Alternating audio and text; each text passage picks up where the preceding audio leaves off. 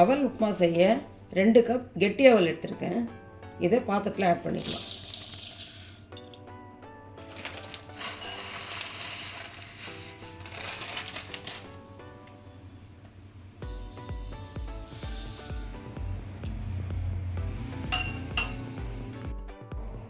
அவல் முழுகிற அளவுக்கு தண்ணி ஆட் பண்ணிக்கலாம்.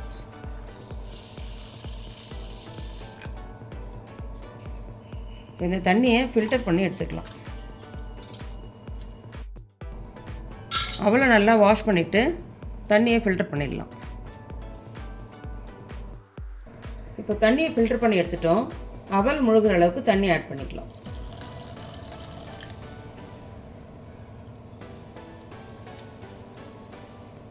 இது 5 நிமிஷம் ஊற வச்சு எடுத்துக்கலாம். 5 நிமிஷம் ஊற வச்சு எடுத்துக்கிட்டோம். இப்போ நம்ம இதை ஃபில்டரில் ஆட் பண்ணிடலாம்.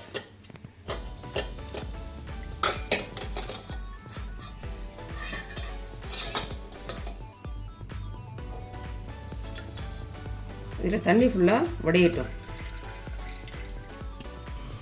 வாணலில் 2 ஸ்பூன் கடலை எண்ணெய் ஆட் பண்ணிக்கலாம்.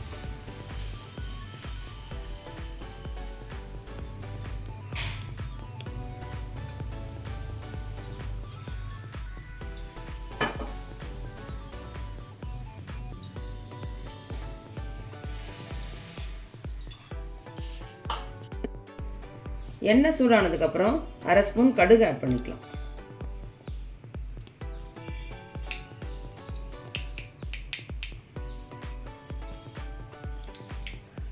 கடுகு பொரிஞ்சதுக்கப்புறம் 1 டேபிள் ஸ்பூன் உளுத்தம்பருப்பு, 1 டேபிள் ஸ்பூன் கடலைப்பருப்பு, 2 ஸ்பூன் காஞ்ச வேர்க்கடலை ஆட் பண்ணிக்கலாம்.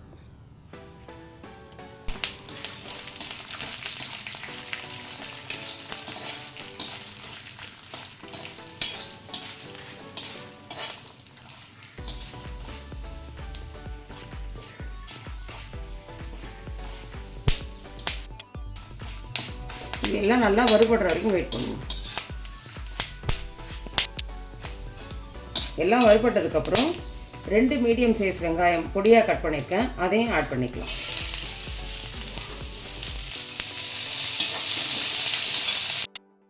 பொடியாக கட் பண்ண 1 பச்சை மிளகாய், கொஞ்சம் கருவேப்பிலையும் ஆட் பண்ணிக்கலாம்.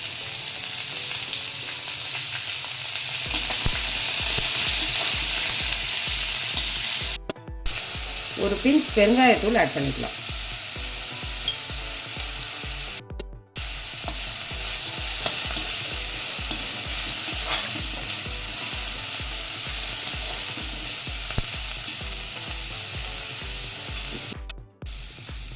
ஒரு டீஸ்பூன் உப்பு ஆட் பண்ணிக்கலாம். வெங்காயம் நல்லா வதங்கட்டும்.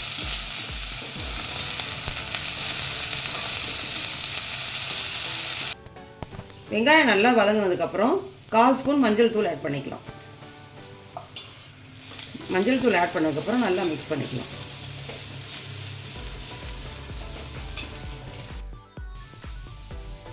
இப்போ நம்ம ஃபில்டர் பண்ணி வச்சுருக்கிற அவலையும் இதில் சேர்த்துக்கலாம்.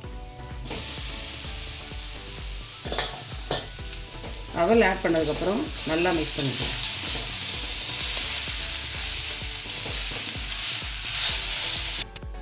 அவல் ஆட் பண்ணதுக்கப்புறம் ஒரு 30 செகண்ட்ஸ் நல்லா வதக்கிக்கிட்டோம்.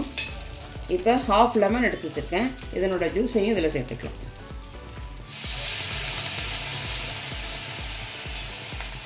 லெமன் ஜூஸ் ஆட் பண்ணதுக்கப்புறம் நல்லா மிக்ஸ் பண்ணிக்கலாம்.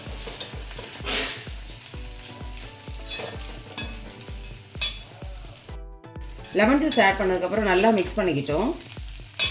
இப்போ பொடியாக கட் பண்ணி வச்சுருக்கிற கொத்தமல்லி தழை இதில் ஆட் பண்ணிக்கலாம்.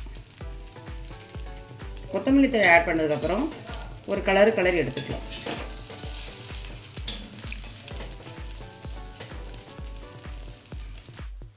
நல்ல டேஸ்டான அவல் உப்புமா ரெடி பண்ணிட்டோம். இந்த ரெசிபியை உங்கள் வீட்டில் நீங்களும் ட்ரை பண்ணி பார்த்துட்டு எப்படி இருந்துச்சுன்னு கமெண்ட் பண்ணுங்கள், லைக் பண்ணுங்கள். வீடியோ பிடிச்சிருந்தா ஷேர் பண்ணுங்கள். அடுத்தது என்ன ரெசிபி செய்யலான்றதை நீங்கள் கமெண்ட்டில் சொல்லுங்கள்.